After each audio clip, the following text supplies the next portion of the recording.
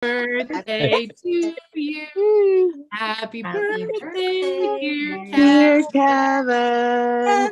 Happy birthday to you. And a million more. Oh, thank you very much. I wasn't expecting that right off the bat. So I wasn't either. Angie dived in. I wasn't like mentally prepared. Sorry. she was still like just joining the conversation. It was like, hi everyone. Oh, we're singing now. It's happening, people. So we are live streaming to YouTube. So in case anyone is wondering, it is my birthday. So that was what that was all about. It'll be forever. You'll be able to rewatch it on YouTube. Exactly. So first, I was gonna say, let's kind of, since we do have viewers on YouTube, let's go ahead and mention what it is this is and what it is that we do. And I did it yesterday. So Angie, I'll let you have the opportunity to do it today. You bet. So we are a sub group of the Portrait System powered by Sue Bryce. We have a private Facebook group for Portrait System members. And then there's the group On the Hook with Kevin and Angie. We have 2 Zoom meetings a week, 10 a.m. on Thursdays Pacific time and 3 p.m. on Fridays Pacific time, where members of the Portrait System can come in and we just kind of bounce ideas off each other, like victories, struggles, all of those things that you need accountability on. And it's kind of an open forum of what people want to talk about. And then also occasionally we have the amazing opportunity to have one of the Portrait System mentors on our call. So Ashley is one of our mentors within the Portrait System. And this is an opportunity to get to ask Ashley questions. As I said when we first logged on, Ashley's superpower is social media and marketing. She is like a direct result, or her courses are a direct reason that my campaigns have been so successful. So I can correlate her classes to money in my bank account. So yes, she is a great mentor, Michael. So, and she just made a fellow yesterday with the Portrait Masters Award, which is huge. Sorry, Kevin, I'm probably jumping the gun. But yeah. I was just going to say real quick. So we're going to make sure everybody's muted. And then if you have a question, you can raise your hand in Zoom or you can type it in the chat and we're going to try to run through all the questions. Kevin, take it away. You kind of stole my thunder a little bit there. I was going to get focus, Fox. So we do have the opportunity to speak with Ashley Taylor, who is a mentor within the Portrait System, recently awarded gold for an image at the Fashion Photographer of the Year at this year's SWPP in London. She was one of, and as she said, was recently awarded. She is one of 18 fellows in the Portrait Masters accreditation, a multi-silver award winner, top 20 award winner, one of my best friends, ladies and gentlemen, Ashley Taylor. Yes. Hi. So, Kevin, do you want to roll the typed chat and then I'll look for hands? And sure. I did see that somebody had a question like right when we logged on. Right off the bat. Annie has a question. Let's see. Annie says, hi, everybody. I already have a question. I would like to know the name of the app she adds on her client's cell phone so they can watch their photos on their cell phone. Also, basically an app. Do you have an app that you put any images onto to allow clients to then? A very long time ago, possibly circa my studio tour, which maybe is where the question is coming from. I had sticky folios, which is, I think it still exists. It's like a way to. It does, yeah. I don't use it anymore, though, to be honest. Technology has changed so much between then and now that people, like, I feel like back then having an app was like really cool, but now people can just have photos on their camera roll so easily that it's like they don't need that. So I just didn't need to spend the extra money a month Sticky Folios is a great company. Not like it wasn't anything about them. I just felt like, you know, you always have to, as a business owner, go through your expenses and like ask yourself, do I really need this recurring subscription every month? Because I think it gets so easy to sign up for everything. And then all of a sudden, all these little $10, $20 things that seem like no big deal are $1,000 a month. And you're like, oh my gosh. So, that is a long way of saying don't have that anymore, but my clients do get a Dropbox folder with the digital images they purchased, and that is a very easy way to download their images to their camera roll or their phone or whichever way they want to have them on their phone. There you go. So I also want to bring up, as we're sitting here, you know, if you have Facebook questions, Instagram questions, feel free to come up with them. Online marketing questions, by all means, raise hands, ask questions in chat. We'll be able to ask those. So Kate asks, I'd like to know if hashtags are still a thing. And if so, is it necessary to add them into the post in real time, or is it a good idea to copy and paste from your notes? I heard it was not good to link from another app. It's i.e. it's unreadable. Okay, so there's a few like questions in there, right? So Instagram is obviously always changing, and hashtags are still a thing, but they are not as much of a thing as they used to be. So you really only need 5 hashtags, and it's better to just type them into your comment rather than to like make the caption, post it, and then come back and put it as like people used to do it as the first comment. But the way the app like starts immediately kind of registering your topics and everything, it doesn't it can take too long if you actually go back in and put a comment in. So you should just put it in. And the caption, not the comments, right? Yeah, in the caption. Okay. But Gotcha. sorry, I have to like cough and it's like making my throat all Cough.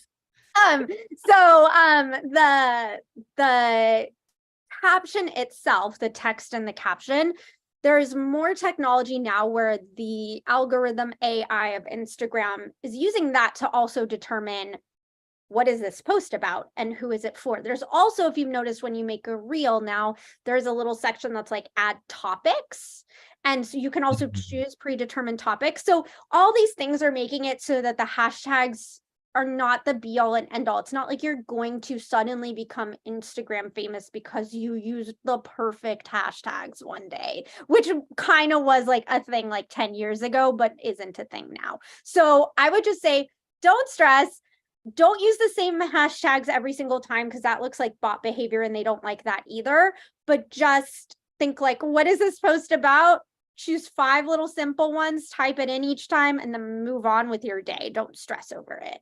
So is it a good idea to get, as far as like when you're researching hashtags, you want to make sure they're not shadow banned, right? Which is where Instagram is like, we don't want to show this because it's a naughty topic or something. Yeah. But is there like a method around finding one that's location based versus like being clever, big audience, small audience? Yeah, I always say mix it up because you have 5. So you could do one location based, one that's a bigger, broader hashtag, one that's a more niche hashtag, and also experiment with different posts because also they're looking for uniqueness, right? So if you like, again, if you just had 5 hashtags that you just copied and pasted on every single post, that would be bad. So think about that specific post. Like, do you have a silver hair woman? And maybe that is a great one to use, like a silver hair community niche hashtag. Or is there another community that the client or subject is visibly from that you could use a hashtag for that community? Without obviously like co-opting something that's cultural or, you know what I mean? Like be sensitive.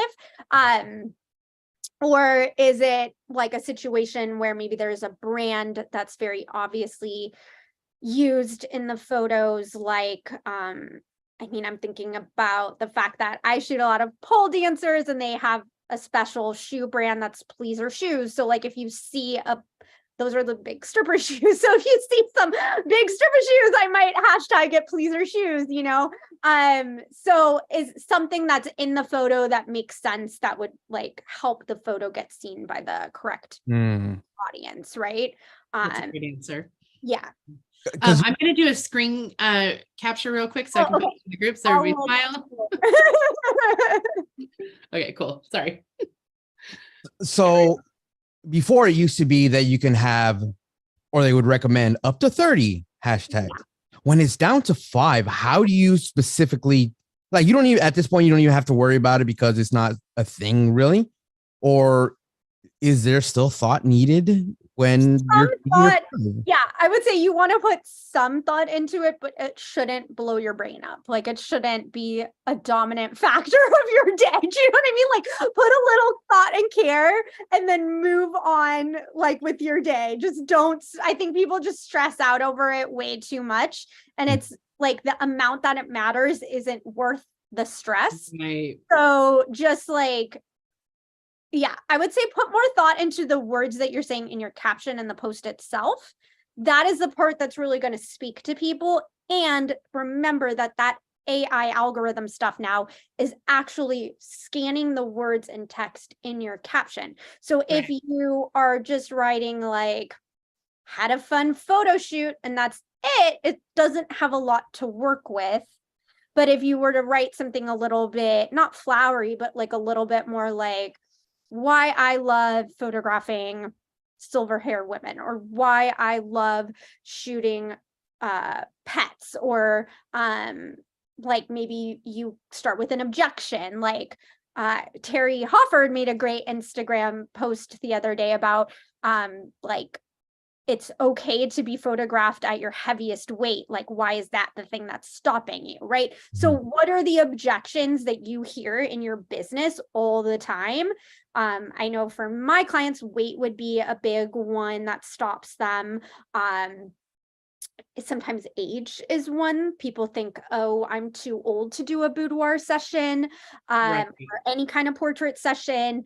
It might be financial. You could actually address the biggest elephant in the room and say, are photos worth the investment? Or why spend money on photos when there's AI?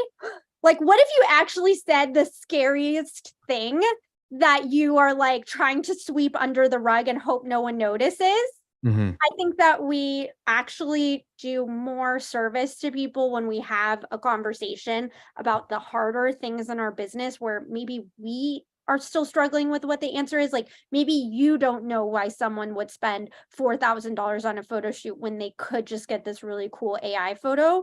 So like, think it out and talk about it on your Instagram, you know, like, so that's what I would say. And those are the things that get attention, because if you're feeling kind of, other people are feeling that way too. And so when you actually call it out, it's going to get attention. Like, I saw so many photographers, including myself, share Terry's post because she said the thing that is like, oh, yeah, you know what I mean? Like, oh, like, yeah, why is the weight, that fact that you're the heaviest you are right now, stopping you from being photographed? So whatever that thing is for you, or the thing you hear all the time for clients, those are the topics that you should lean into more on your social media. Yeah, and that's such great advice. And sometimes, like you said, we're trying to sweep stuff under the carpet, and instead it's like, let's talk about it. Let's like bring the thing into focus and let's address the thing that you're worried about. Yeah, exactly. Right? And I think we do need to do that all the time with clients. Like, just even with talking to them on the phone, or your sales, however you do your sales system. Like, we're always so afraid to just tell them the price, or we're so afraid to say like, you know, you're probably going to want this package that's actually the middle package. It's not the lowest package. You're probably going to want the one that's $4,000. Like, why are we so afraid to say that? Like, just be honest with people, because it's actually really refreshing when someone is just straight up with you. Right. And how can they feel okay with your prices if you're hiding from them? Yeah, exactly. Right. Like, who's going to give you $5,000 if you're like, well, it's $5,000? Yeah, like, exactly. And like, it might not even just be pricing for someone. It might be like, I mean, there's just so many things that stop us in business, right? So whatever it is, I think like we just need to be more open to having the hard conversations. Yeah. And the things that, oh, I see like things happening in the chat. So I'm going to pause for a second. Oh, you're good. Yeah, we do have other questions in there. Kev, do you want to? Are you referring to Meta Business Suite when writing your post? So I personally just go ahead and write my Instagram captions in, usually I write them in the notes app of my phone, actually, because I'm an Apple user. So Ken and I have this debate all the time. So sorry if you're an Android user. But the notes app on my phone connects to the notes app on my computer. So I can actually like type instead of typing like this, which I feel like I'm gonna like have crippled hands in 10 years from doing so much thumb typing. So I try to type it on my computer actually. Then I go to my phone, copy and paste it, and just put it in the Instagram caption. I don't really use the Meta Business Suite. I use obviously the Meta Ads Manager, but I don't really use the Meta Business Suite. I just make my posts on Instagram and then they auto like post to my Facebook page. So it just, I don't know. Yeah. That's the way that's easiest for me, but whatever's easiest for you. There's like kind of a bajillion different ways you could go about it. There's Right. also What's the way that's going to make you do it, right? yeah, there's also the planning apps and stuff that post for you, like whatever works for you. It's your own system that works for you. Yeah, and I use the notes app on my iPhone as well, so that for the same reason I can type it, and then I have some of my hashtags that I use a little more frequently. So. And then you've thought through it a little bit more. And also if you want to recycle your caption, which you can recycle posts and captions, and you can also pair things differently, because I would love to hear how you do that. It's so simple. It's literally just recycle it a couple months down the line. Like you just repost the same thing, same words, same picture. Yeah, you can do it that way. You could also, if your caption would apply to a different picture, meaning obviously it can't be a story about that client unless there were other right that you didn't use. But if it was more of like an objection caption, you could actually pair it with different imagery. How many times do people actually pay attention to your entire post? Right. That's a good and point. Then also, how many times do people remember what you posted? Like, I mean, I have the thing where like if a friend sends me a meme and like 5 people have sent it to me, I'm like, guys, I've seen this meme, right? But like it takes like a few times. Like you see the same stuff all the time. Right. So it's actually okay to make life easier for yourself. You just don't want to do it back to back. You just want to give it like maybe Some time. 3 months. Yeah, but then there's no reason. I recommend going back to your most high performing posts and just hit that recycle button. I mean, there's actually not a recycle button. You have to do right. Everybody looking for the recycle button. Like, wait. She brought this up. Where is it? I'm not seeing it. Just sounded more fun. There's not actually a recycle button in Instagram, but the metaphoric recycle button. Right. The concept of recycling those, not an actual button that's like recycle. Yeah. Awesome. So Ashley, how do you, when you're posting towards creating content, how then are you planning it out in a specific manner? Do you just come up with an idea? Yeah, you know what, I'm going to do that for this week. Do you have a chunk of ideas that you just like a calendar? I like to just brainstorm out different things that I haven't talked about in a while that I just objections. Well, it's usually where I start. Objections, headlines, things that I might be promoting, like if I know Mother's Day is coming up. So right now would be a perfect time to brainstorm all the things that you could talk about regarding Mother's Day photo shoots and why they matter. And then, or again, like if it's a different time of year, sometimes I do stuff like months and months out too. So, like the end of the year and Black Friday, if I know I have promotions that I want to do, I usually want to start thinking about those in the summer when I'm not dealing with holiday stress.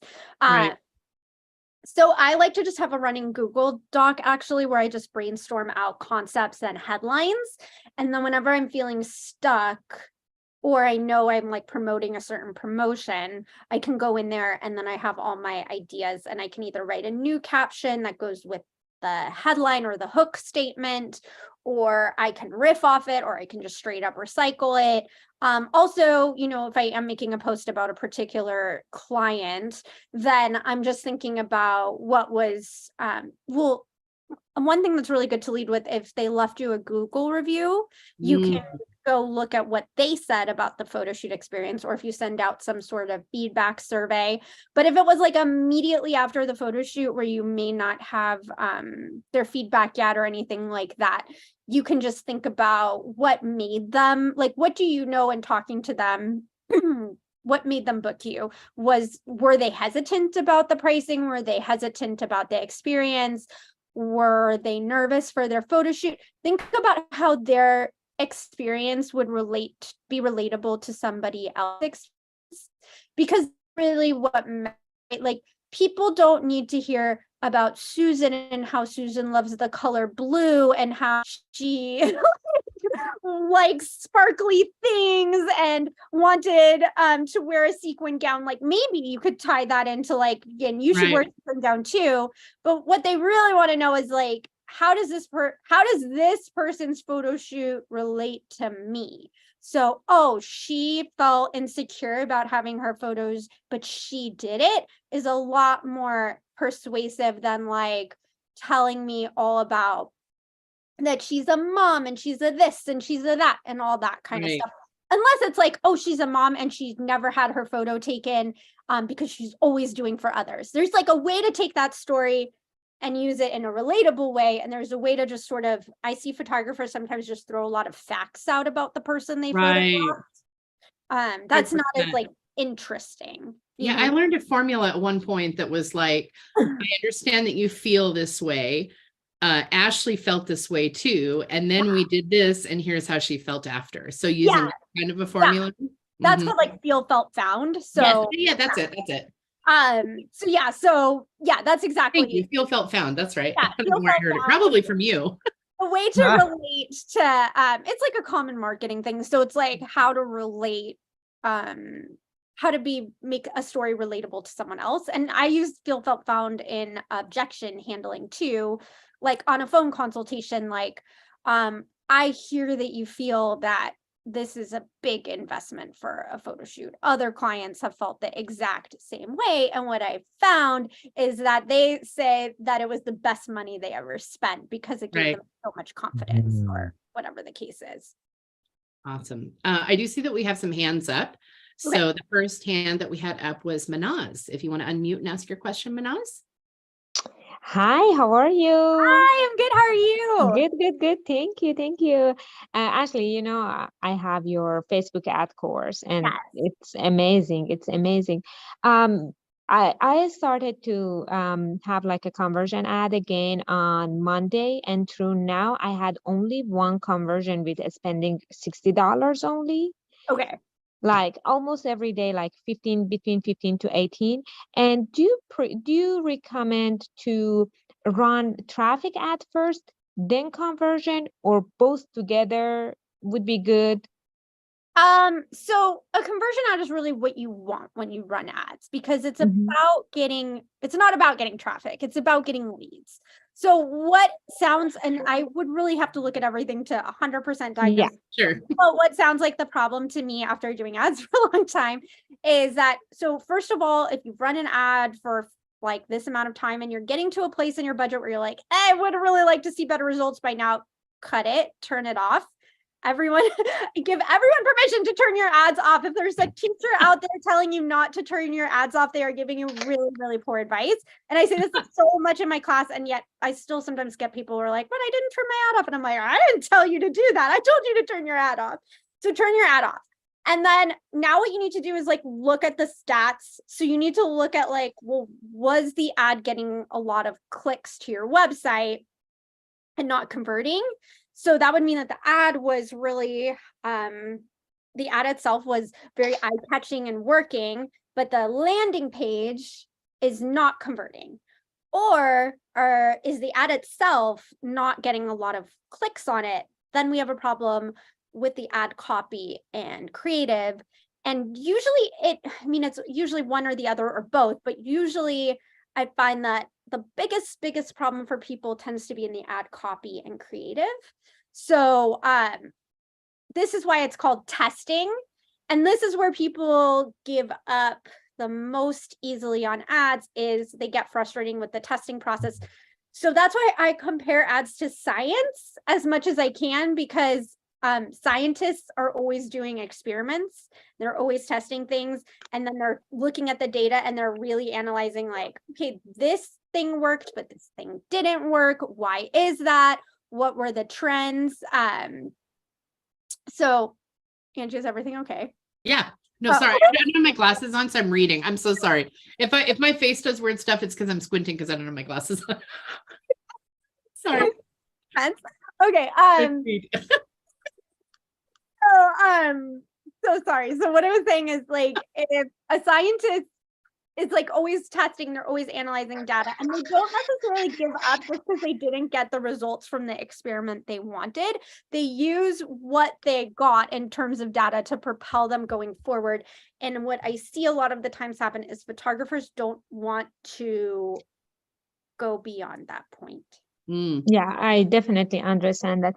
And one of the biggest problem I had with any ad, if I didn't put the amount, like you need to spend that much money as a session fee, you know, they thought it's free. And like I got lots of comment on one of my ads that I didn't put the price, that, oh, you want to photograph us for your let's say your portfolio. And I was like, no, this is not a model call. You know, how did I say anywhere it's model call? So I had that problem. So I think I should. I know it can have, like, I've had other photographers tell me they have the same issue with people thinking it's free. So yes, you can put pricing in the ad. It is going to drive you, it's going to get you less conversions, because obviously when people see that there's a price, they're either going to quickly decide yes or no. But if it's helping you get better qualified leads, your leads will be more expensive though. So that's maybe making a little bit more sense why you're spending the money you're spending and only getting one lead so Okay. far. But the other thing is, sometimes it's just the way we word stuff and the way our landing page is worded. So sometimes just having some other eyes on it and be like, does this look free to you? Just like asking, maybe don't ask another photographer, ask like a friend, ask someone who doesn't know, because getting like a real like, not that we're not real people, but you know what I mean? Like getting an outsider's like opinion who's not, yeah, exactly, a muggle opinion would like make more, would make it like a little more clear for you, because a photographer is probably going to look at it and say, oh, of course, that sounds like you're charging for it, but that's not necessarily what a regular person would see. And then the last thing is, you can also always have a place on your contact form that they have to check that says they understand that this costs money. That's all my like lead capture forms on my website do talk about my starting price and the minimum order that they have to spend. So, and it really helps, because people, I think one recently I got an inquiry where someone wrote, no, I'm not okay with spending that. I'm like, why did you hit submit? But it's like one person every I know. one person like every year actually goes through hitting submit. Most people just don't submit the form once they see that check mark. If it's not okay with them, they don't actually go through with filling out the rest of the form. So Right. Oh, okay, I see. That definitely makes sense. And another question I have, that because I'm promoting that 40 over 40, I would say much more than other genre that I'm shooting, more than maternity, more than like just regular portrait, or more than mommy and me, or headshot, you know, lots of people are asking like, do you do anything else? And I'm like, yeah, I do that, but I don't know. It seems like my website and like my personality is only for women who are over 40, you know? Well, I mean, there's a couple things there. So one is like, we just always need to be talking about our other services too, if we want to be booking them. So that's like, I guess really the first thing is asking yourself, are your ideal, like, if you're getting clients from your campaign and they're spending the money that you want to spend and you love working with them, there's actually nothing wrong with just rolling with that.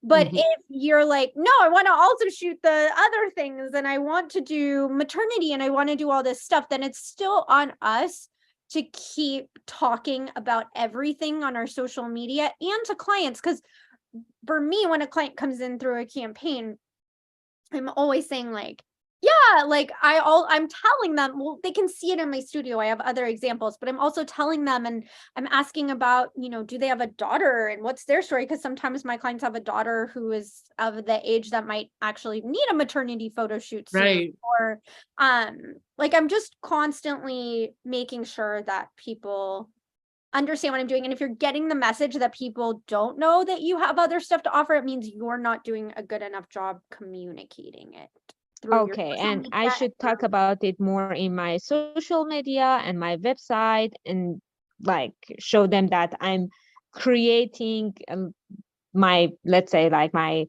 web page for maternity, more like a visual kind of thing, right? Yeah, but I also like just talk to them in person too, because you never know who knows somebody who could be a great client. So yes, talk online, and then also yes, talk in person to these clients that are coming in for the campaign, because like they, you know, I have a lot of maternity clients that are women in their early 40s. Mhm. So you just don't know what the cutoff is for someone to have a baby too. So I see. And when they come for you, the shoot, let's say a lady who is in their 50, you know, how would you ask for referral? Because I've been asking for referral, you know, when I giving them like a $250 gift voucher for their next time shoot where they come pick up their photos and they're like just a poker face and oh okay. You know, I feel like well, I'm doing something wrong. well, okay, so there's two things. One, there's a book, I forget her exact name, but I know what the book is called. So you guys can, it's on Amazon. It's called Referrals Without Asking. And Mm. I really like this book because it basically lays out why you shouldn't actually ask for referrals, because it puts people on the spot, and the best referrals come like from this authentic place of like, we just really want to share about what you do. So it does like outline a way to get referrals without asking. So I would read the book. It's really something that I felt very aligned with. Yeah. I do with my 50 over 50 clients kind of sort of ask for referrals. I don't say, can you send me a referral? But with 50 over 50, I just say, I have spots left in the campaign if you know any other women over 50 who might also enjoy this experience. And I find that that's a lot easier for some reason than like a normal photo shoot referral. Because like if I say to a boudoir client, like, I can still book boudoir shoots for other people if you know anyone looking for a boudoir shoot, it sort of comes off a little differently. Like it's like, oh, I don't know any other people right now who are looking to get naked, but sure, I'll let you know. It's like, Okay. I don't know, like, but with the 50 over 50, it's sort of because like the whole marketing thing around it is like, it's a movement and there's going to be 50 of you and it's a campaign and we're showing everyone off. Like, it's more like, oh, do you just know anyone else who is also over 50 who would like want to experience this and want to share their story? And it's a little less like pay me and a little bit more like be a part of a movement. And then I do find that the women over 50 also just know a lot of other women over 50 and they're like, oh yeah, so and so would love this. Whereas like, again, when I ask like boudoir clients that are a little bit more private and like, even if they had a great experience with me, they seem to be more Sure. like hesitant to like say exactly, or I even see. like mother-daughter shoots, sometimes they're like, oh, I don't know, I'll think about who else would want that. Like, I think sometimes people, when they spend thousands of dollars, they don't know if their friends would spend thousands of dollars, and it's just like putting them on the spot about it. So that's why I felt really aligned with referrals without asking, because it kind of talks about how like that person just paid you money and now you're asking them to become part of your marketing campaign, like to get you more paying clients. There's something a little off about that transaction. So I do prefer to more get people to write me Google reviews, because that's really helpful in getting found. And that's a much smaller baby step ask than asking them to find me my next client. I see. Perfect. Thank you so much, Ashley. It was a huge help. Thank you. Okay. Thanks, Manaz. Thank you. And happy birthday, Kevin. Thank you very much. The Thank next you. hand we have up is Alex. Oh, g'day. Happy birthday, Hey. Kevin. Yay. Hey, Ashley, you were a wedding photographer before, weren't you? Yes, but it's been like 7 Yeah. 8 years. It's all 7 right, 8 I won't hold- years. I won't hold it against you. But so you were an extrovert. I mean, you are an extrovert. Have you always been that way? No, she's not. I'm not an extrovert. I just play one on television. Oh, okay. Can you please tell me your tricks about that? Because I'd like to be bubbly and friendly and effervescent like you. Oh, I don't know. Get some childhood trauma. Oh yeah, I'm doing that. Yeah. Get over that stage. Oh no! Don't do that, Alex. Don't do it. Oh, hang on. Did you say get some childhood trauma? Yeah. Everyone happy. What? Just kidding. This is not a therapy. Anyway. But no, I would say I'm not really. I'm someone who really recharges better by myself, and so I do have a very bubbly and like outgoing personality, but I get also very easily overwhelmed. That's why I actually quit. Part of the reasons why I quit weddings was I was really burnt out at the end of the day at every wedding. And like, on a physical level and also on an emotional level, and I felt like I had just been through like hell basically all day, and I was like, I can't do, like, it got to a point where I was just like, I can't, I'm burnt out, I can't do this anymore. And like now I would rather like do anything other than shoot a wedding, but I still don't think I've answered your questions. That's all right. But the other one too is like, can you tell me like one of the toughest situations you've had with clients and how you solved it, like how you, or not solved it, how you dealt with it? Like a portrait client or a wedding client, because I got some portrait, to do with like the Sue Bryce, even back to David Sue or whatever.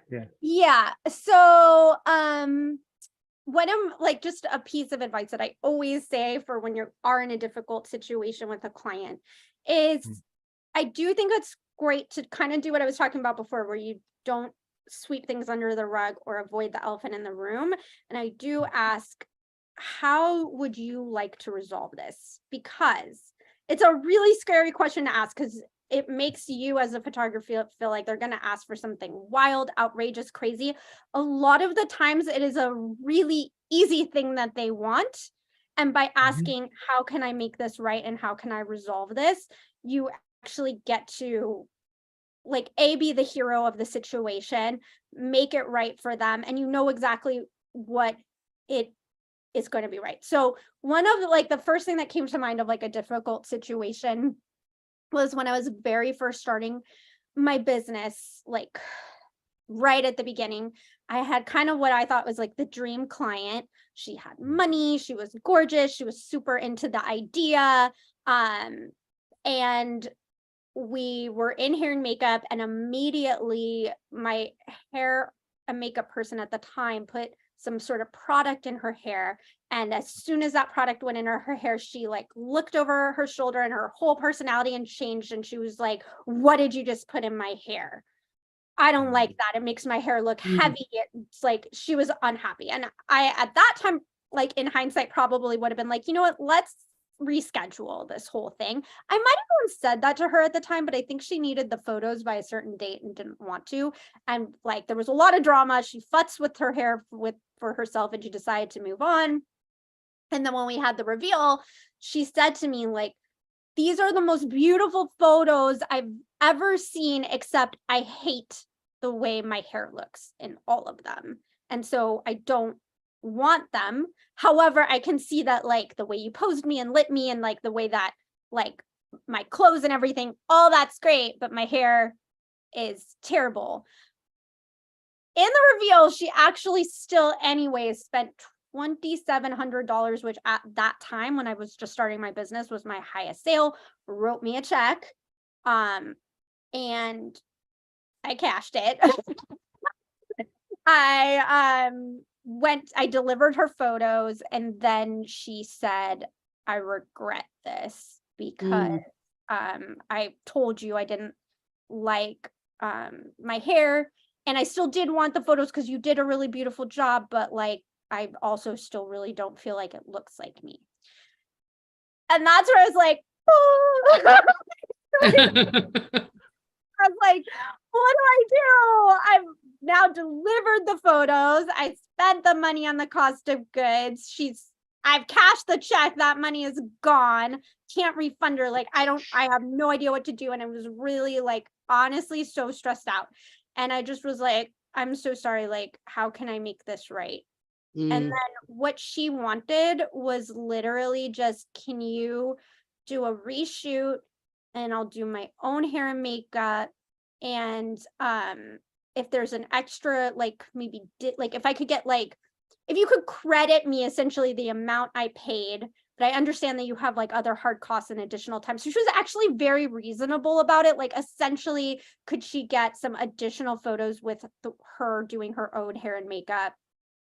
And they didn't have to be printed, but like in a digital format. And somehow like at a highly discounted rate. And at the time that felt very fair to me because I wanted to make it right. And it wasn't like she asked for $2,700 back, which that was what my fear was, because I was like, I don't know if I can give you $2,700 back, you know?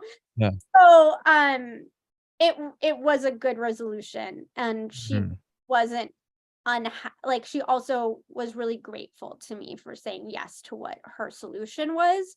So that's what I would say, like, you really don't know what their solution is going to be. Obviously you have to have some, like, if someone came up with a wild solution that didn't work, you would have to like be able to say, well, no, or how about this? But you can always, when you aren't in a heightened emotional state and you can like actually listen to what they're saying and be really like in a good calm place for them and hear them and let them kind of like just blah on you, then you can like figure out like, okay, what is the reasonable solution here? And if things you can meet in the middle, right? Yeah, exactly. And if things are starting to get heated, I would honestly just be like, hey, I feel like conversation is going in a heated direction and I don't want it to go there because I really respect you and I really want to make this right for you, and I don't think I'm emotionally like able to like keep this going. Let's reconnect again. These are the things that are really, really hard to do, honestly, because you just have to get yourself out of being reactive and you have to be able to pull the train emergency tracks, like when things are going, you know what I mean? Like you have to be able to like say those super hardest things, which is like, I'm actually getting heated right now and that's not a good place for us to be in. Or like, you know, like you just have to be able to say that. So I think that's the best thing you can do, is just come with like an open heart and a cool head, and also accept responsibility. Like, it was my makeup artist that effed up, but at the same time, like I could have insisted she go home from the photo shoot. I could have like laid out maybe more the consequences, like, okay, this is my hair and makeup artist. I'm so sorry that she did something you don't like. If we continue on with the shoot though and you don't go home and we reschedule, like the problem is that I'm not going to be able to fix this like in Photoshop, and then you're probably not going to like the pictures. Like, because I didn't say all that. I just was like, I don't know if we should keep going if you don't like your hair, you know? And she was like, no, but I need these. So if I maybe come from it from a place of more confidence, I could have fixed it. Also, there's times where like, I don't know, I had a client once where I really didn't see the situation the way she did. And all I could really do was say, I'm really sorry that you feel this way. And I did like essentially refund most of her order and give her just like a partial order. But it was like, it still haunts me because I'm like, I don't really understand how she had that experience. Like we're both at the same place at the same time, but it doesn't really matter what I think because it was her experience and that's how she felt. Right. And that's how she felt about the photos. There were a lot of things that happened on her end that she kind of didn't hold up her end of the bargain, but it's not helpful for me to like, well, you didn't do XYZ and listen to these directions and your kids were sick and I asked if you wanted to reschedule, but you said no, you would just do the shoot without your kids, but you were obviously pissed off that they weren't there. You know what I mean? Like there were things that I could have come back at her with, but it's like, it doesn't really matter.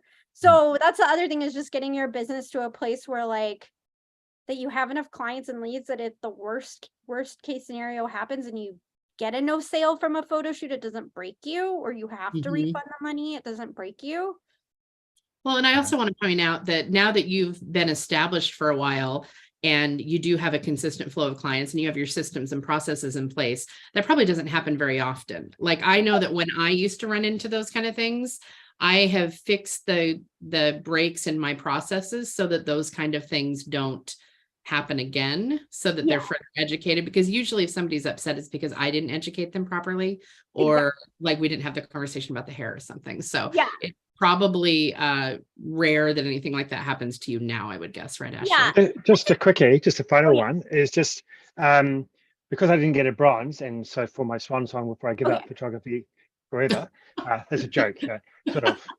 I'm a bit confused about whether to do a 40s plus 40 over 40 or a 50 over 50, because I just want to do one campaign with, in the past I've had like 3 clients over the 45, 50, and they were good clients. They actually paid quite a few years ago, but I think I'll do a campaign where I can get, I was going to call it wise women, but I think that's more older women.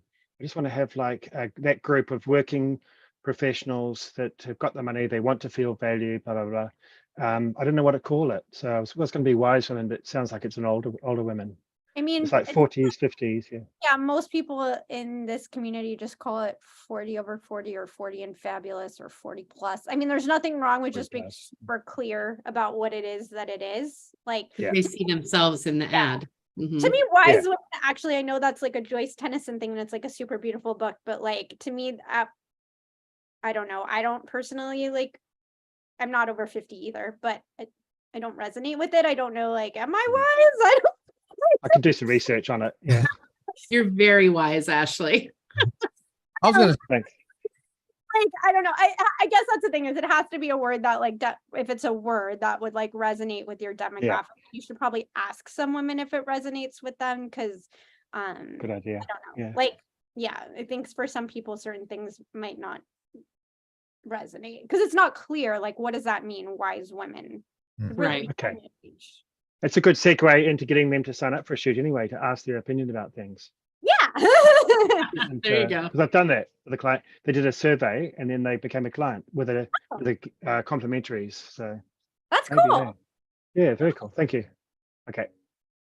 Yes, Nikki, that is Alex's work in the background, and he better not quit because we will fly to New Zealand and a long way away, so you'll have to be quick. Yeah. I'm joking. I'll be. So we have more questions in the chat. Wait, real quick. Yes. Good news, I'll be in New Zealand in August, Alex. So maybe we can meet. Okay, I'll shut up now. Don't shut up. We love you. Who was that? Who was that? I was the voice of Nikki Klosser.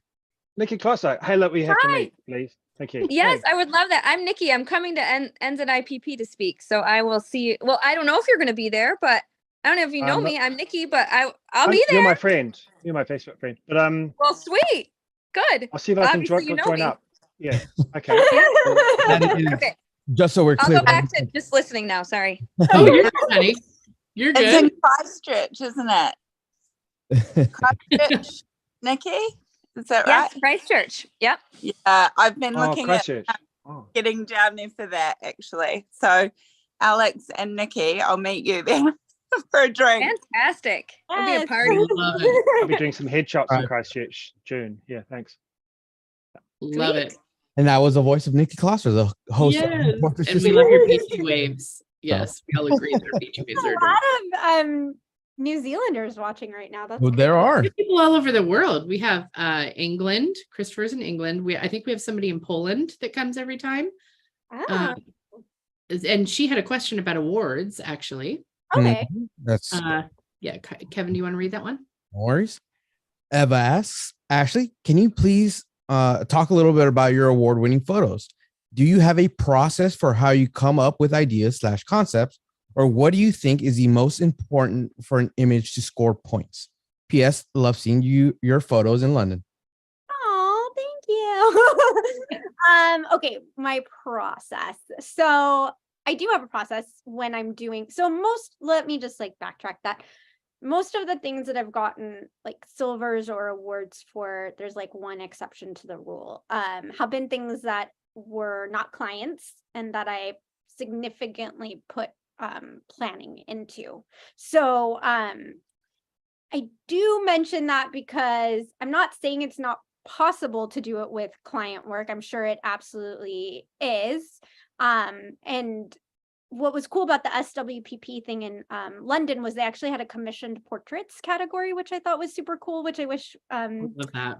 PM could have, because they had, the people who entered that actually had to prove that a client paid them for that photo. And so I thought that was just a cool like thing that they had that, and you could then, when you were watching the live judging, see sort of maybe not the difference, but the quality of, there was some amazing, like I know she's I think she's a member of our group too, Martina Warrenfelt. She had some images in that category that were like super amazing, and I was like, wow, like you really delivered for your clients. But for me, I don't composite. I'm a big fan of trying to do everything in camera. The way my brain works, I kind of have to see it in front of me. I can't, like, I'm really good friends with Rachel Owen, and the way her brain works, and the fact that she can have this like 15,000 photo deep stock photo library of all these photos that she created, and then shoot things on green screen and then assemble it into an image. Like, I am not a drawer or a painter. Like, that is not why I got into photography. My brain doesn't work like that. I can't. Right. So it's like, I actually need to physically create the photo in front of me. So I use a lot of like in camera and lighting techniques. And so I do actually try to plot out what lighting technique I'm going to use and sketch it out and figure out kind of exactly where the lights are going to be, and make sure that I have all that in place, and then think about how like I create a mood board, basically, like these are the lighting things I want to do, these are the outfit things I want to do, this is the concept for the hair and makeup. I usually collaborate with a hair and makeup artist so that they're getting some cool stuff for their portfolio, and I talk to them about like, well, what story can we tell and how do we want to make this something that you win for your time and effort, but I can't, like, this is one I can't pay you for because I'm not getting paid, and the model is not getting paid either. So everyone is just contributing their time for something really awesome. And then I'm thinking about, like, for me, a lot of the stories that I like to tell are about showgirls and burlesque and like, yeah, that kind of thing.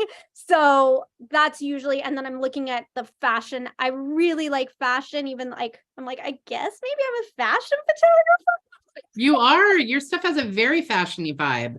Your work is very fashion led, it feels like. Yeah, it's fashion led. I have not actually gotten paid to do a fashion job. So that's why I'm like, I guess I don't know. Maybe one day I'll grow up and be a fashion photographer. So don't grow up. Don't grow up. I love you just the way you are. So I am like also very inspired by the clothes and how I can highlight the clothes.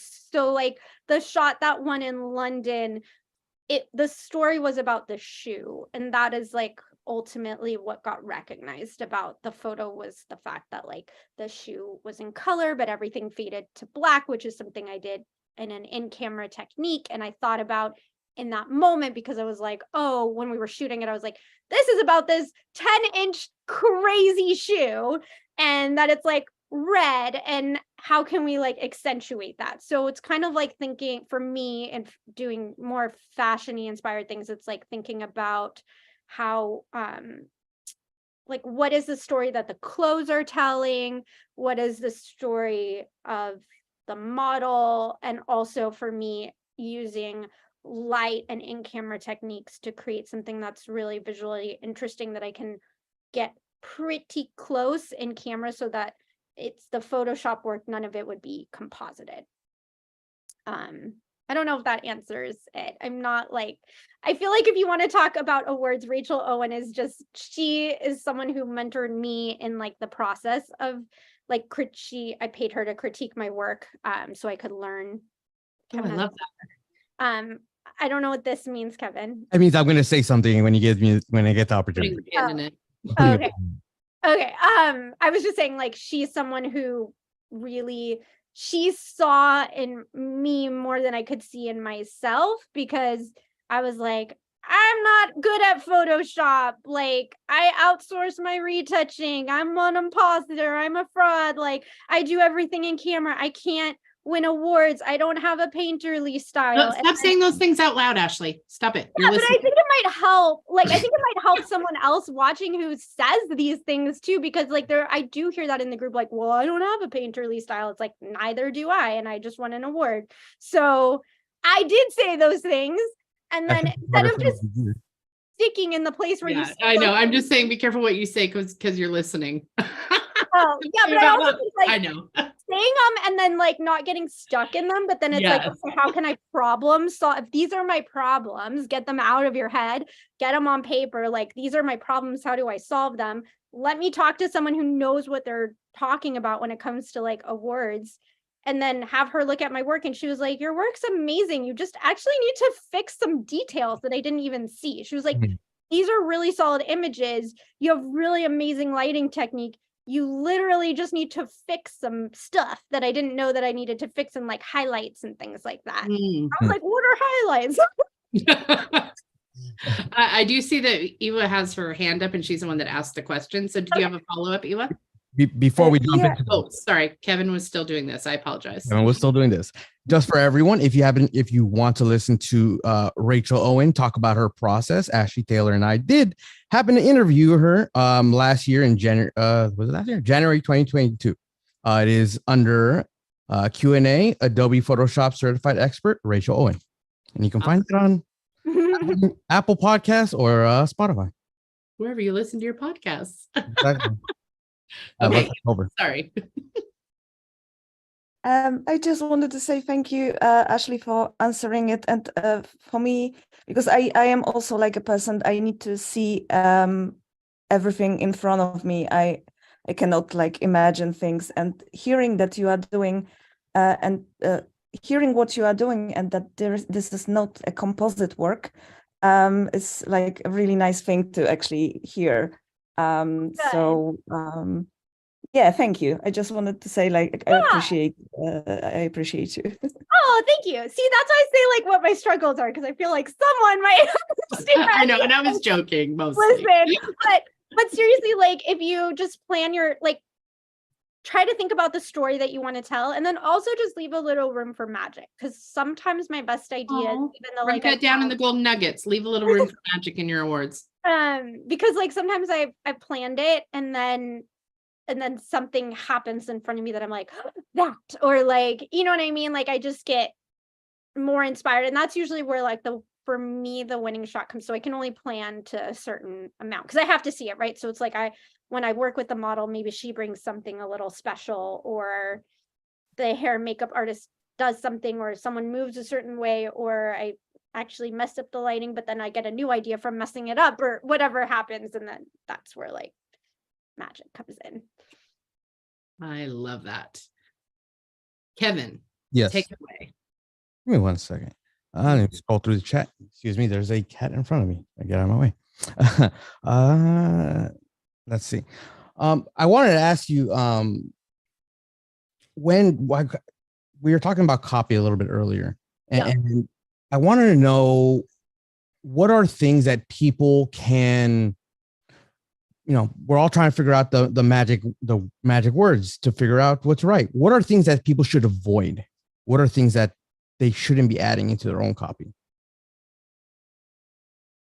Trick question.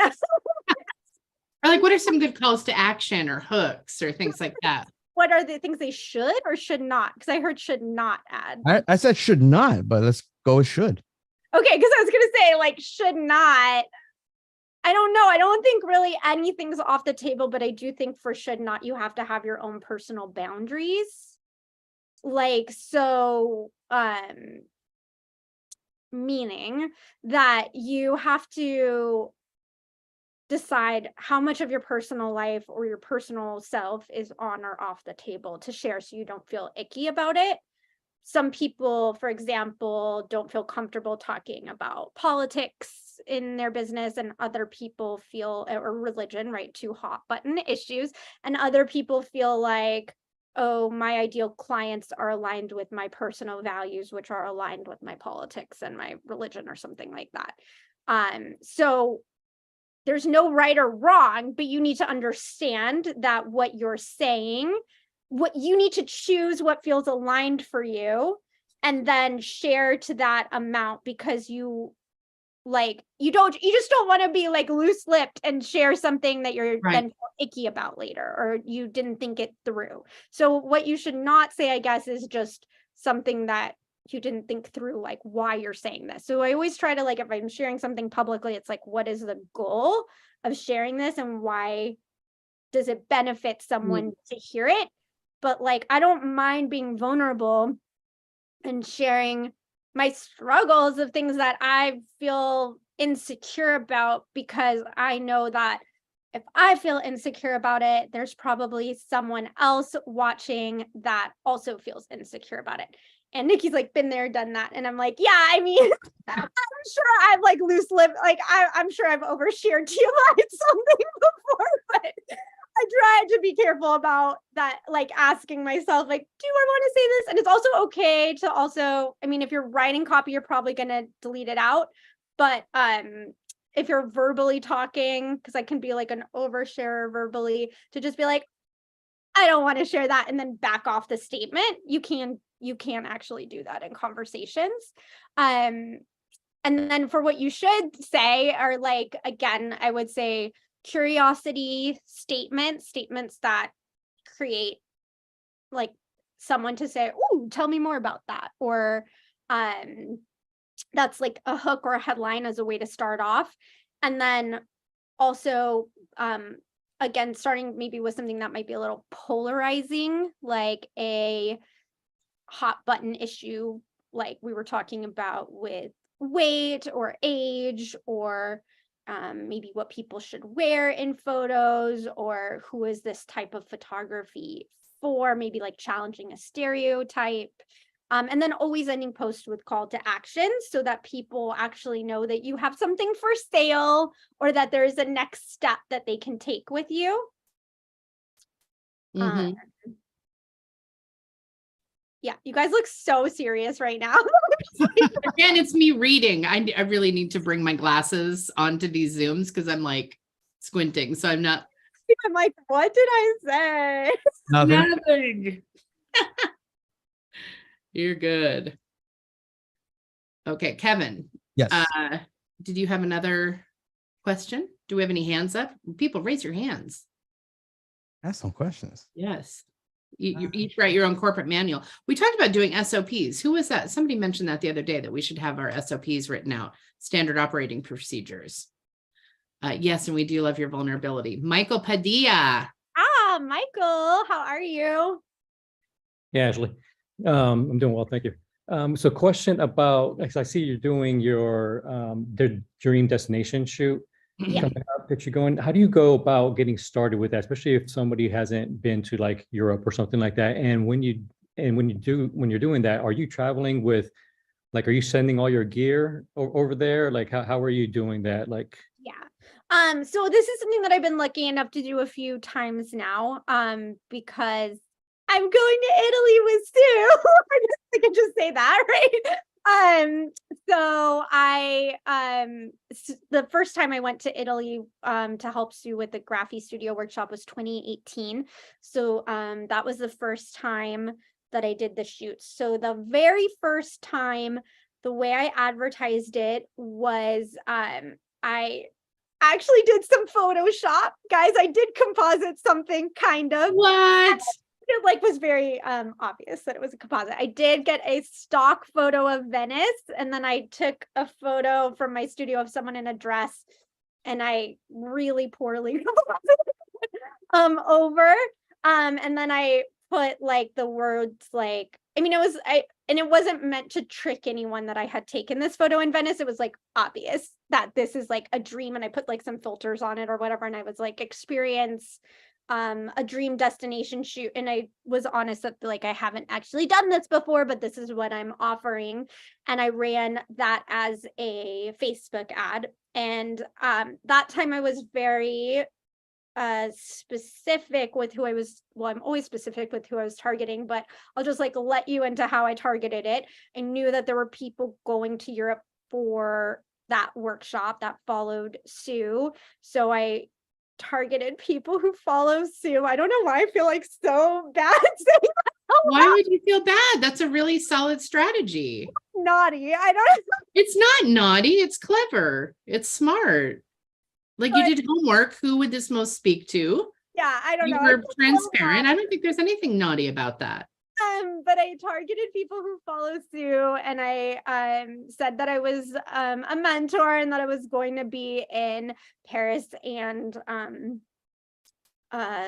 Italy during that time. And Nikki's giving me permission. Yes. Really not. Hey, you got Nikki's permission. Yes. I do choose people pleaser. It's so bad.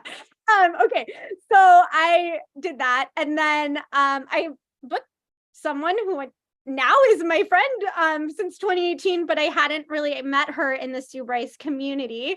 And we booked a Paris photo shoot, and I decided on that one to fly my hair and makeup artist out, which I wouldn't do in the future. I would just get someone local because it wasn't worth the expense and all that. But I flew my hair and makeup artist out with me, and then we did the whole photo shoot. And because I was paying for my hair and makeup artist, I decided to also, once I was there, I used Instagram to find models as well, because I had my hair and makeup artist. So I wanted to make the most use of that expense.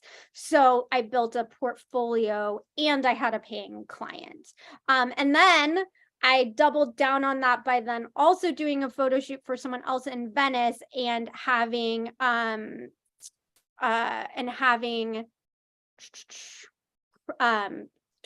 Timmons, who was working for Sue at the time as her videographer.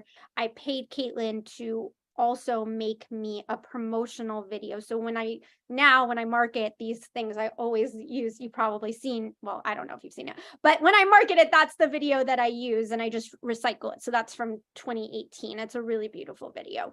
And then in the future, so now I also run ads, both the people who follow Sue, knowing again that they'll maybe be there for the Italy, but I also sometimes will target people in those locations that speak English, and Right.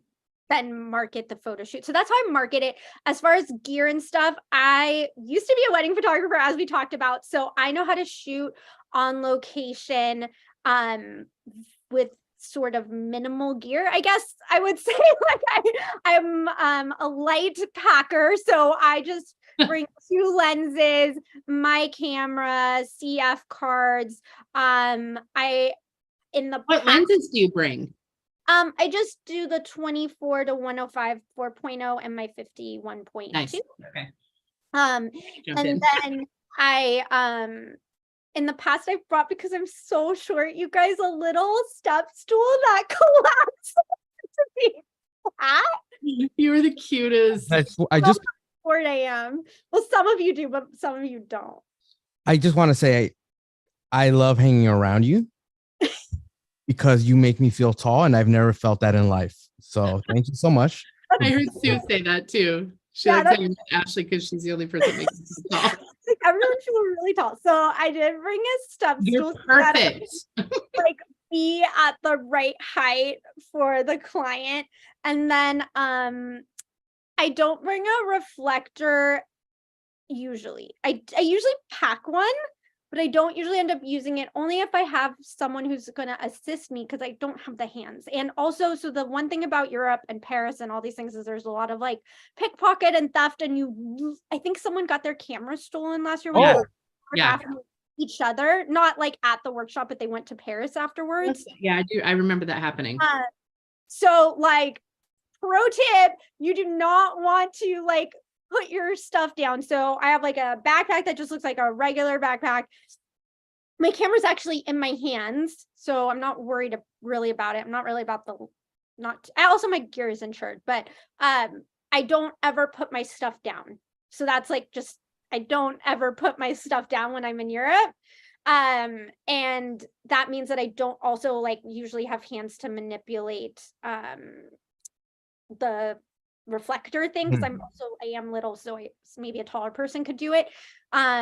So if I have an assistant, like somehow I end up having an assistant, then they'll do that. But if not, I just don't bring that. I guess follow-up question to that too, as well, is do you have to get permits when you're there photographing, especially if you're not doing with, I guess, like if you're not having like light stands and stuff like that, maybe you can get away with it, or you just kind of like guerrilla So style? you can get away with it if you don't have all like the stuff. I even think a reflector might be sort of a red flag for people. I also shoot at sunrise when there's less people patrolling, I guess. Around, yeah. Yeah, and then you can move to other locations. That's what I would do with wedding photographer or like engagement shoots, because when I was a wedding photographer, most of that time I was in Los Angeles, and LA has one of the most strict permitting, like it's a film city, right? So if you go to a place where they usually do filming and they get any whiff of the fact that you might look like a professional, they will immediately come up to you. So I learned through the school of like hard knocks, like how to look like a student. And I guess I like permanently look like a student since I'm 4'10", so I'll always be like, oh, I'm a student, sorry. I'm just learning how to shoot. That's one thing I do, all the time. I'm like, I'm never a That's where your height comes to your advantage. Yeah. And then I just like, and then also being at sunrise, you're not there. And then you could also be a stupid American. I guess I didn't know, sir. I know. So that's how I do. But yeah, like I just would say, if you're just getting started, ads are a good way to go to get the word out.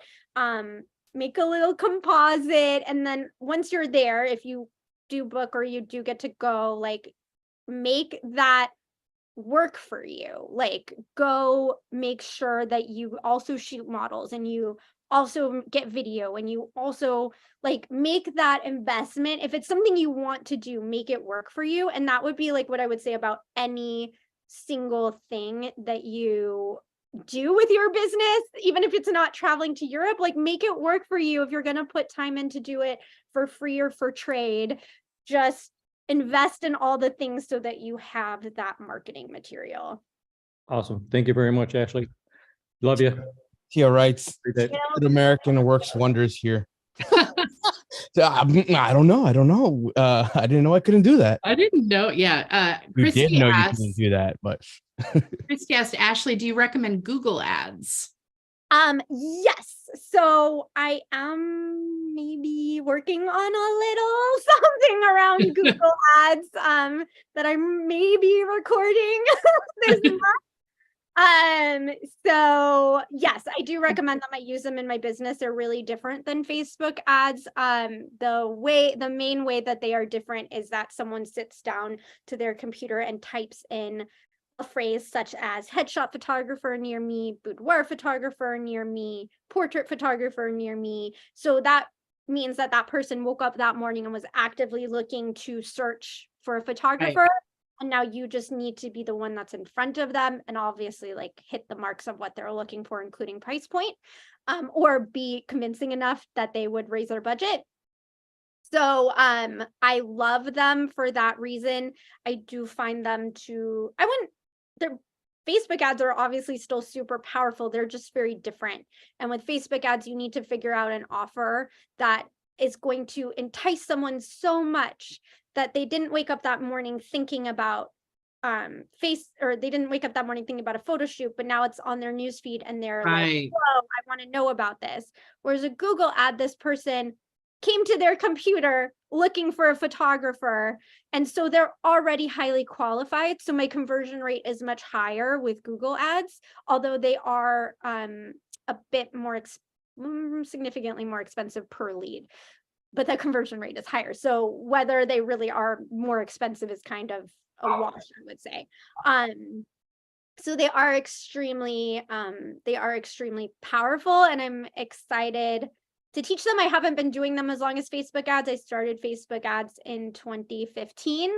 And then like Google ads, I just started in 2020. So it feels a little new still, but I'm excited to kind of show people how to get started in them. Like I said, I have direct like monetary results to your courses. I did just drop the links in the chat for both of Ashley's courses that are on the Portrait Masters store.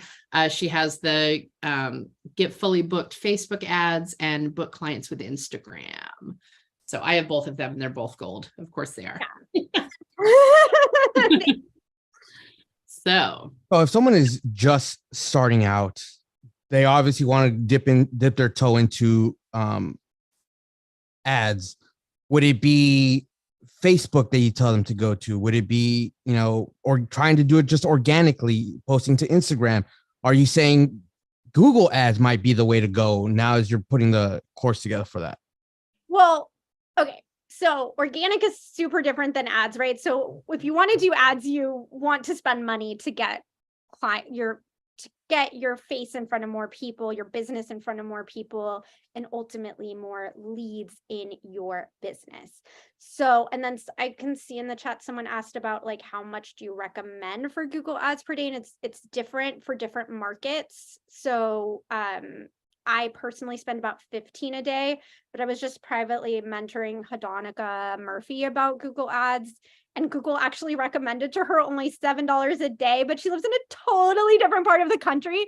And I was like, whoa, it only wants you to spend $7 a day and wants me to spend like $30 a day. So I was like, so nerded out over that. I was like, yeah, spend the $7. So that's a whole other thing about like calculating. Right.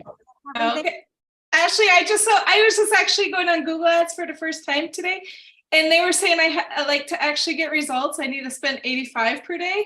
And I was like, sorry, it's not in the budget. So I just canceled it because I was a little scared. And so I was hoping like $4 a day, but they said I won't get results. So I was just kind of like bummed, like, I was trying to look for a new avenue. And by the way, I took your class and I love it. And I'm doing Facebook ads. So thank you so much. Thank you. Yeah. You have a great personality and you teach very well. So thank you.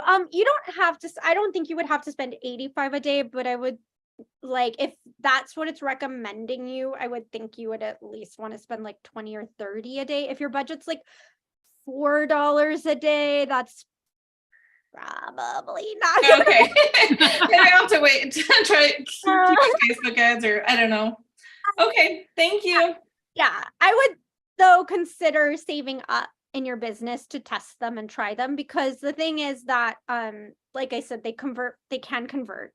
I'm not going to say, but they can convert extremely well. And so if you can get to a place where you can afford it, it's worth it. But obviously, yeah, I didn't know if you could do it for a week. He was saying doing $85 per day for 3 months. So I didn't know if like I could maybe do like 20 per day for like a week, but yeah, I just didn't know if it's a long-term game where you don't see results if you just was it an agency that told you $85? It was Google ads. Like, I was just hopping on for the first time and then I signed up and then, I was just giving it a try because I'm just trying to different avenues. Tell you that, or did when you're going through making the ad? It was the Google ads, when they have the little chat box. So the chat box told you. Okay, that's a little different. So anyways, like this is getting into like the weeds, but you could probably do it for $20 a day, but you don't want to just run them for a week. They really need to run for at least 2 weeks, if not a month. So you should make your budget based on a monthly budget, basically, for Google ads. So I would say if you don't have 20 times $30, what's that? 600. $100, I would hold off until you have something. Okay. Thank you. I look forward to your class in the future. Cool. And Jennifer asked, do you update your courses as things change on the platforms? Yeah, I will be updating it. However, I know someone asked this. There's been very minor changes so far in Facebook ads. There has been a slight interface change that someone like pointed out to me, which I've experienced myself now.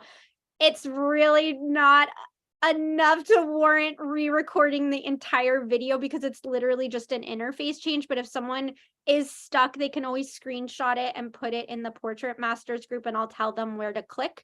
I will record it when there is something that warrants a re-recording. Right. If there's a big change and it's like all of those things that I just taught aren't the same place, then maybe, yeah. The same place, or that there's a new like when I recorded my class post iOS 14 update, but had that happened before I recorded my class, I would have had to re-record it. So there are potential things, and I talked to like the people at TPM, and they want me to continue to update it if need be. It just hasn't happened yet. They're really not out of date. So they're only like a year old. Yeah, I found that to be the case because I just started a new ad and I just went systematically through the course again, and it still worked the same way that it did last year. Yeah, exactly. So it's there's a few slight interface changes, but most people can just usually figure it out, or if they're really stuck, they can just post it in the Facebook group. Right. There was a question earlier about, like, it was something about the fastest way to get people for the least investment. I'm trying to scroll and find the question because I thought it was a good question. Meta. Oh, was it Meta? Okay. So quickest way to get bums in seats. Was it me? Yes, it was. Was it? No, I think that I asked what was her best marketing strategy. So was it me? Yes. General? Yeah, maybe the one that brings you the best client or the most clients. So right now, I would say my clients equally come from 4 different sources, which I would say it's never good to have all your eggs in one basket. They come from Google ads, Facebook ads, Instagram, and then from personal referral. But I also mentioned that I do sort of like the referral without asking book way of getting personal referrals. Right. And personal referral / word of mouth, because there's also situations where no one specifically referred them, but they've heard like my reputation in town has itself. Or they were someone I met at a networking group a long time ago, and they've been in my warm network and they've been aware of me and following me, and now they're finally ready to book me. So those are like mostly where people are coming from in my business right now. But it really depends on where you're at in business, because I do feel like if you don't have budget to run ads, I'm not the teacher that's going to tell you to like max out a credit card or something so you can do it. Like that's not the kind of person that I am, and that's not like that's not how I would never recommend something that I wouldn't personally do, and I would never go into debt to try something like advertising. So you have to that integrity. Yeah, you have to be in a place of your business where it makes sense for you. So like, and that's the other thing about ads is like ads are a fast train to getting more leads. But if you have some holes in your business, like you can't book people on the phone, you're gonna have that same problem when you have ads. Is the ads aren't going to fix the problem. And so sometimes I get a little frustrated because people will comment in the Facebook group and say that like, oh, they took my class, but it doesn't like work for them. But it's like, then we start talking and it's like, but you had all these problems in your business to begin with. Like the class isn't going to fix it. I mean, you need to go to the fundamental issues of the problems in your business. So first in your business, you got to get your systems and processes down. You got to get the fundamentals down. You have to be confident selling. You have to have extra money in the bank. Ads are something that you learn from. They are not gambling, but they are an expense that requires your monitoring, your understanding where your money's going, your understanding if it works, if it doesn't work, and knowing when to turn it off, knowing when to start again. So like, So smart, Ashley. that's like, because I have had people DM me that they've taken other ad classes that told them to like just keep going with it, and like that's not great advice in my opinion. Like you shouldn't, because like I don't profit off how much you spend with Facebook ads. Like it's not in my interest to like make you spend a lot of money on Facebook ads. You know what I mean? Like you should just do it because it's working and you are interested in it. I like Facebook ads, not just because they bring me leads. I like the scientific orderliness of things. And I like the data, and I like I like to optimize things. Right. See how something works and be like, how can that work better? And how can I make this? So that just, it fulfills a little part of my brain that likes that.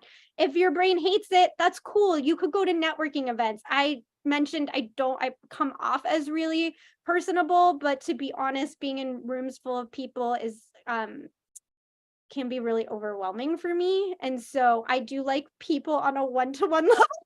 Don't necessarily love big groups of people. So I personally lose a whole day of work when I go to a networking event, because I feel so exhausted when I come home that I just like have to clock out and like watch TV or take a nap or something. So I would rather be behind my computer getting those leads coming in.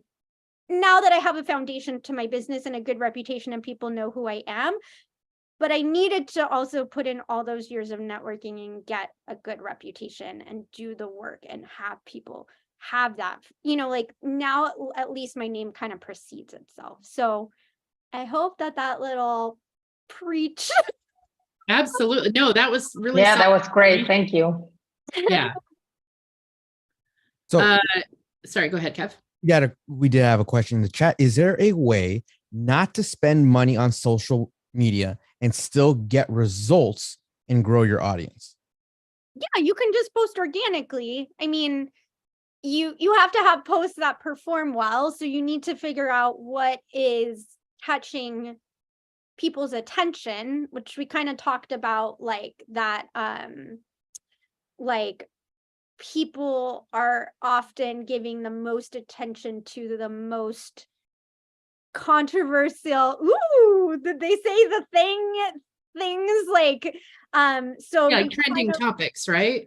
Trending topics, but also like saying it in a way that is a little shocking, maybe a little bit like buzzy, conversation startery. Terry Hopper comes to mind when you say that. Like Terry says very unpopular things and you're like, oh, I got to click on that. Yeah, Damali's really good at it too. I mean, it's not being bland. It's not being the generic thing that most photographers say about their clients. So can you do it organically? Absolutely. But you should kind of figure out, what is it that you want to say? How can you say it in a way that's going to grab attention? When a post doesn't perform well, can you analyze why don't you think it performed well? When a post does perform well, can you analyze why you think it did? Just not posting mindlessly, but posting with intention, and posting with intention also on the back end of finding out what is working with my audience and resonating and what isn't. That's a great answer. All of your answers are great. You're so smart. Oh, thanks. How did you get so smart at this? So how would then, as people are looking to post organically, how would they come up with things that they can specifically speak from as themselves, as opposed to potentially looking at copying the content of other creators out there? Well, so that's why I think just doing a brainstorm, doing a brain dump of what are the objections that you hear in your business all the time. like, what are the things, like, that's where knowing your ideal client is also so key, because it's like, what are the things that people are always telling you? What are the things that are holding people back? When you finish working with an ideal client, do you take the time to ask them, like, hey, did you have any hesitations before you booked me? Or what was the most surprising thing about our experience? Or what did you like most? Because it's like finding out not just the good about their experience, but also finding out, like, sometimes the most powerful testimonial and just persuasion tactic is that feel, felt, found, like we talked about, but finding out, like, what was the hesitation piece involved, because almost everyone hesitates, right? Like, were they scared that you were going to post their photos online and their maybe local community would see and judge them if it's a boudoir shoot? Were they scared that they maybe wouldn't they think they don't have a right to decide if you post a boudoir picture? Yeah, Maybe exactly. I'm not going to do that because I don't want it on Instagram. Yeah, exactly. Or like, what about maybe they thought, like, they thought that you weren't going to pose them and they've been photographed before and it didn't go well. Or maybe they were like, I mean, a lot of times it is price, but sometimes it's other things too. Do you know what I mean? When people hesitate. So just finding out what those things are, if you don't actually know, or you're not attuned to listening to when your clients are telling you these things, and being able to flag them, and then being able to turn that into a video or a carousel post or a caption, and really be able to address that. Because essentially you just want your social media to become another educational tool and an entertainment, with a little fun, a little entertainment, and a little like enticement that makes them excited about working with you. Sorry, go ahead, Kim. So when are you asking your client these like particular questions? Is it during the shoot, before the shoot, in a questionnaire afterwards? All of the above. Like, you know, like we talk on the phone before they book, and I'm like, oh, what made you reach out now? What was the thing that made this exciting for you now? And people usually tell you the things that they're hesitant about. People usually tell you about the parts of themselves they don't want shown in photographs. You know what I mean? Like, people will usually go to the negative first. So are you listening, like, to them, and are you flagging these things, or are you just kind of not paying attention because you hear it all the time and you don't think it's significant? Like, that's where just like mining your own like memory, even of like, what did this person really say and what really mattered to them? And also, like, we talked about how like negative situations don't happen with clients as much anymore. I also think that's due to like a lot of understanding over the years of when something's a red flag, and being okay to say no to someone. And it's also okay to like post on Instagram, like, what are red flags for me and clients? Oh, that's interesting. But that's polarizing, right? Because it's like, oh, damn, she's talking about the clients she doesn't want, like, but that's like the 3 kinds of clients I don't want in my studio. Like, that would tell me you wouldn't click on that. Yeah, exactly. And Get it's the just popcorn. like, yeah, honest, like, because for example, like a real red flag to me is someone who is looking to me to somehow save them. Like, I cannot save you. You have to save yourself. Like, I can make you feel like I create a beautiful experience and I can give you a really amazing time. But if you're looking too hard for me to like change your mind about yourself, like, I want this to be a celebration of what you love about yourself. But the pressure has been too high on me to save people. I have too much people pleaser in me. I have too much over responsibility in me, and I like can't do it anymore. And that's like probably my worst client situations of the more recent years have been ones that I think they wanted me to fix in them problems that I could not fix. You need to do the work on yourself. So that would be my red flag, but that might, Right. that wasn't my red flag when I started, you know, like Hmm. I wanted to save everyone. Now I'm over it. Do you ever address that then with clients to say, hey, that red flag of, you know, I can create this experience for you, but you need to be okay with yourself internally to get the best of this experience? Or is this something that you still try to do, and hopefully at the end of it, you're able to create something for them that, like, oh my God, maybe I am a different person than what I perceived myself to be before? I only really address it if I'm getting the vibe that it needs to be addressed. I mean, with most people, it's not an issue, I would say, but with the And people, it's pretty rare that we're okay with ourselves. So I don't know if I that mean, would they be don't the have to be biggest like, issue. yeah, they don't have to be like 100% gold star in therapy award. Like, you do need to understand that, like, if you hate yourself so much that this photo shoot is fix that, okay? Like, this is a celebration of yourself. It's not a fix you. I'm not fixing you. Right.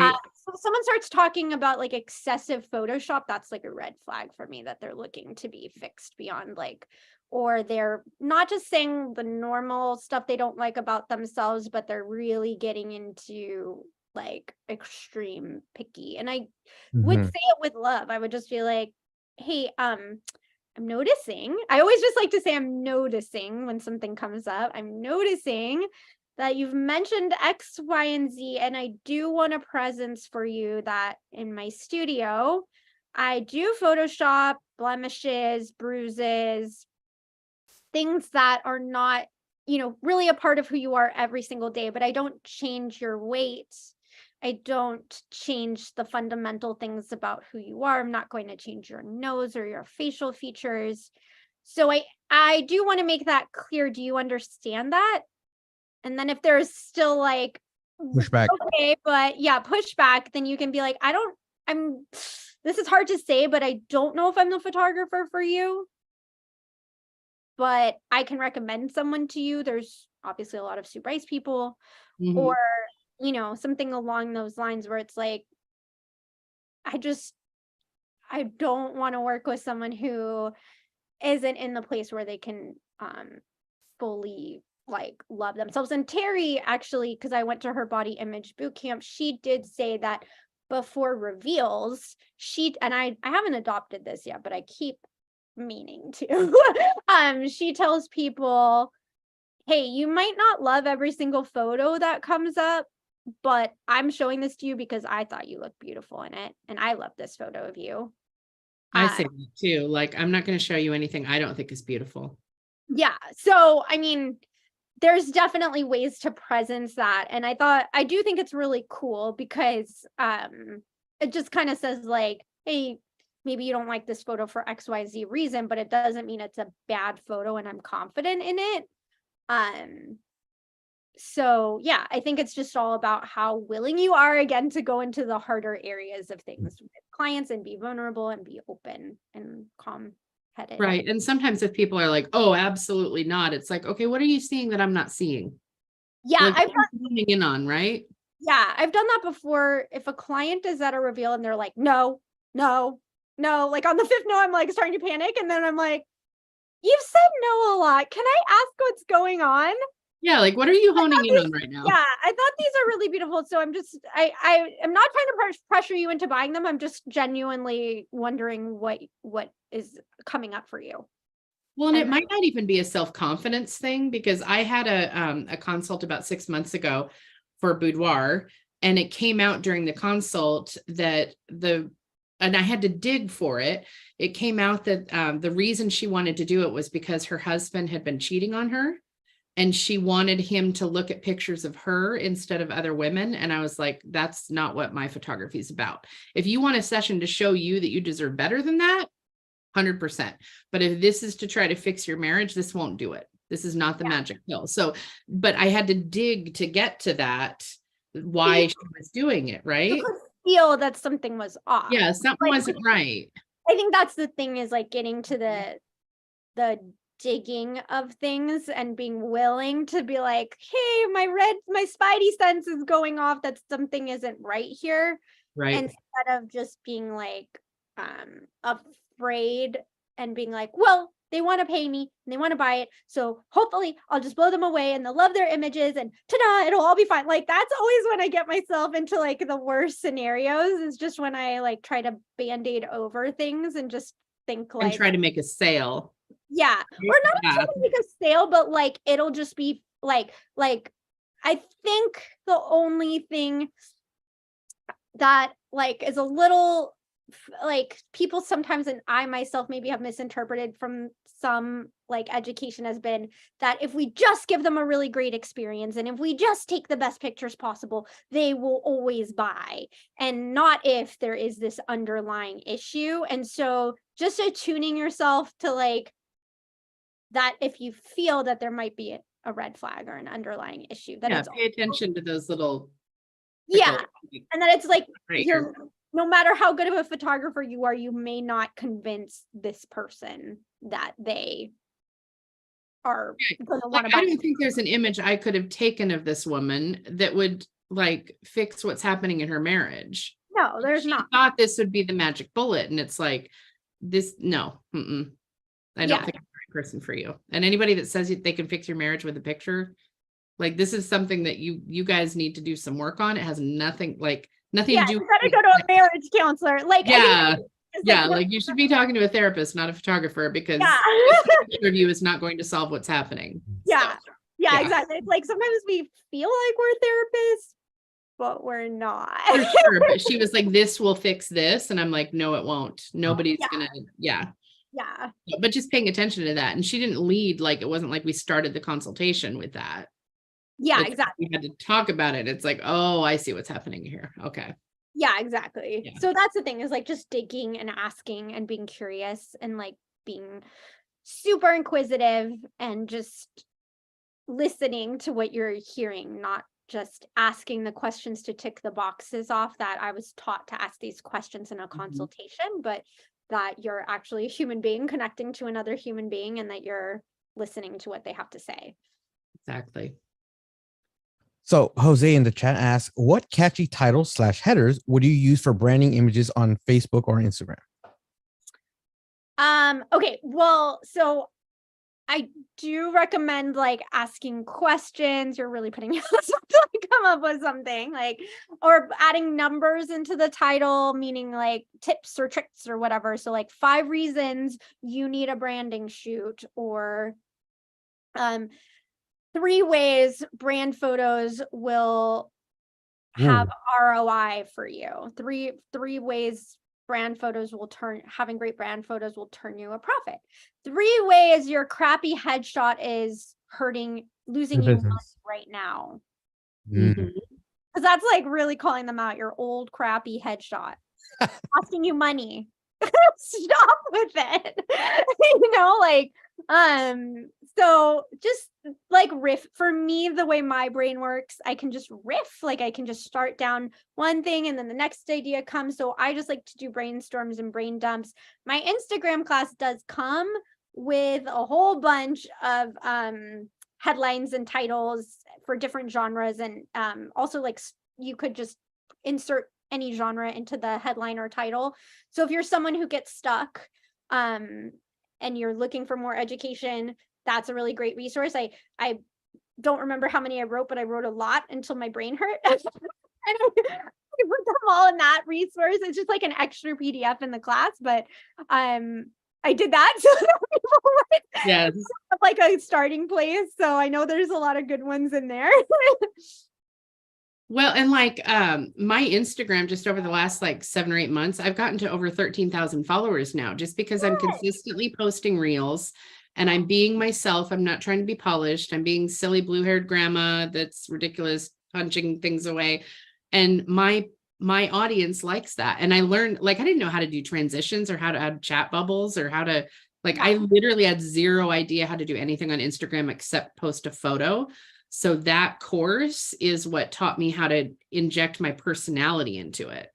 And that's what draws your tribe, right? Is like people, and I like when I was in Phoenix last week, or I guess it was this week. Yeah, it was this week. Oh, this week. My audience was like, "Are you okay? We haven't seen you do a reel this week." And I'm like, "Oh shoot, I've been posting on the portrait system, so I'm not on my own." But my audience is like, "Are you okay, Angie?" But that's a direct result because of what you taught me and how to do those reels and how to do all of the catchy things that people look for. Oh, thank you. I love you. Love you. Kathleen had mentioned the Friday afternoon group therapy session for photographers. Yeah. This is basically what Angie and I have wanted for this. Normally, these sessions aren't recorded. They aren't made live. What we do is anyone that is able to attend, we are talking about our roadblocks. We are talking about our successes, but we also are allowing for creating space for vulnerability. If there are things that are like, you're having it rough, you know. Fortunately, we do have Ashley Taylor on today to be able to share some amazing information with us. But if you are a member of the portrait system, you can join our On the Hook with Kevin and Angie Facebook group. We do post when we're going to go live, which is Thursdays at 10 a.m. Pacific, Friday at 3 p.m. Pacific. And we try to track what people want to achieve in a 1 year span. And then we break that up into quarters and to see how we can achieve that in each block. And, you know, we have a good time. We joke around a lot, you know. So that's something that... Pretty informal. What was that? We're pretty informal. Pretty informal, yeah. Yeah. He mutes me sometimes, Ashley. We need to talk to him about this. So I definitely have ADD and I definitely interrupt. But if he's trying to say something and I start talking, he will mute me. I need a little... Yeah. I deserve it. It's fine. Let me see. We are close to the end of our time here. They have themselves.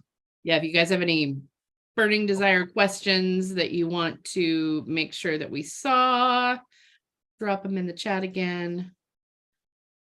And I appreciate your transparency and your vulnerability in saying things honestly. What I love about this community is we don't keep secrets from each other. Like we're not like, well, I'm going to teach you how to do like 80% of this, but I don't want you to know the other 20% because that's my thing. Like, yeah.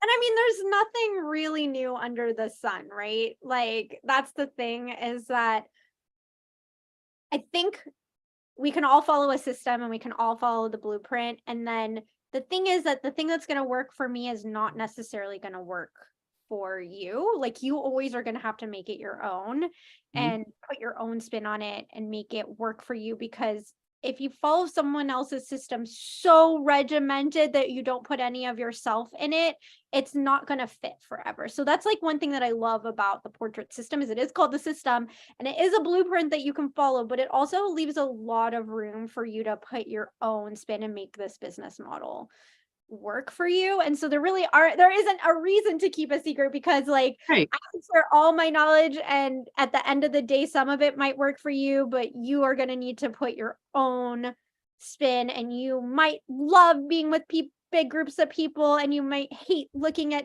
data and numbers and things like that. You know what I mean? Like statistics on ads and performance numbers. So we're all different human beings. And so we just need to figure out, we take what works from everyone and leave the rest and just find what's best for our unique selves. Absolutely. And I one of the things I love is the mentors within the portrait system. It's like a rainbow of superpowers and personalities. Like there's so many different facets, like no two mentors are the same. And I love that. It's like creating this beautiful mosaic of like all of the little things are covered. Like I was very excited for you to come on today because we do get a lot of questions about like social media and when to post and what to say. And I'm like, Ashley is the person to ask that to. So it is crystal clear that if somebody has a question about social media, like if we don't have a mentor on, somebody's like, I don't know how to do ads, I'm dropping the link to your course because it's like, that is your superpower. So. Thank you. All right. There is one question there, Kev. I see lots of photographers posting themselves working out, cooking. Is that something we should be doing? Is it like, in other words, bringing our own lives into our business Instagram and our feeds? Well, first, let me just talk about like TikTok versus Instagram and stuff too. I feel like TikTok is even a better place maybe for all that other stuff to go with your business stuff, because TikTok is like the way my old millennial tush can feel about it is the way I'm a grandma, so you don't get to be old. millennial boomers as we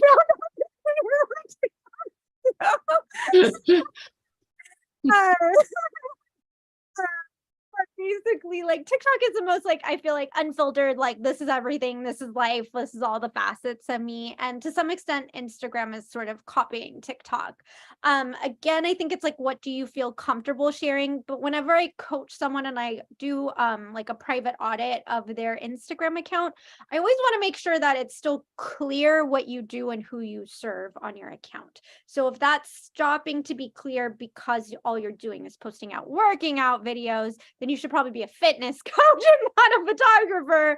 Or if you want to start that side hustle, then move it, as a side hustle page. But I also think that there's nothing wrong showing your personal life and your interests. And maybe the people you meet at your gym become your clients, like the people I've met at my pole studio have become my clients. You know what I mean? So that's just part of my community. So if I post something saucy, they know that I'm their girl.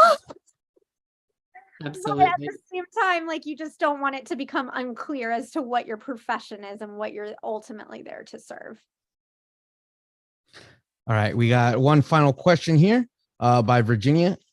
How do you keep your ads in your area? Or why do they show up sometimes out of your area? I am in Hawaii and I see ads for East Coast and California photographers. Well, it's the targeting.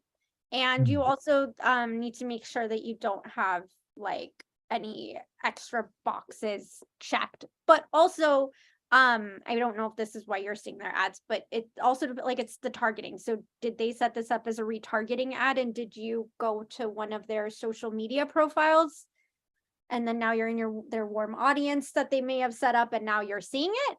Or are you seeing it because they just didn't set their ad up right because no one taught them and they didn't put their targeting in right? Maybe send them to Ashley. There's a lot of questions we can ask. But also there's targeting that's visited Hawaii, right? So I guess that one just like explain why someone is showing up for you. But there is targeting that's like, this is ad supposed to go to people who are interested in or have recently visited this area. So that's another one that you have to be careful with.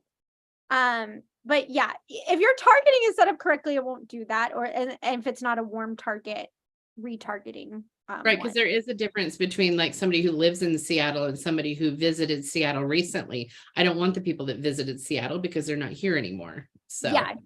Yeah. So you just need to make sure that you're setting up your targeting correctly, and that maybe they didn't, or maybe again it's a thing that they have it where they're retargeting people who've interacted with their Instagram content, and perhaps you like somehow interacted with their Instagram content. Now you're in if their you liked a warm. photo or something. Yeah, exactly. That's all it takes. So Very cool. So take the class and then you won't be wasting ads on people that are in different states. All right. So we are going to wrap up. Ashley, before we wrap up, please let people know where they can go ahead and find you online and all the good stuff. Okay, yep. So my website is ashleytaylorportrait.com. And then if you go there, there's a for photographers section. So that's a good place to get free resources that I have, and get when you get a free resource, you end up on my email list, so you stay up to date with everything. And then there's also my Instagram, which is just a same Ashley Taylor Portrait .com. It's just Ashley Taylor Portrait on Instagram. So I'm Ashley Taylor Portrait basically everywhere. So that's where you can find me. I'm going to drop the link there in the chat for photographers. Thank you. And happy birthday, Kevin, once again, before you do your wrap up. Thank you very much. Hard on your birthday. Before I do my normal Friday wrap up, I just want to say I am so happy that I get the opportunity to share this Zoom stage with two women that have helped so much be a part of what it is that I'm doing. Angie, you with me and on the hook, Ashley Taylor with our doing podcast before. It means the world to me. It means the We world to love me you. to have both of you in my lives. So thank you to both. So now to move on to my usual Friday spiel. Ladies and gentlemen, it is the end of the week. Cry. No crying, no crying. It is the end of the week. It is now time to take a break as much as an entrepreneur can.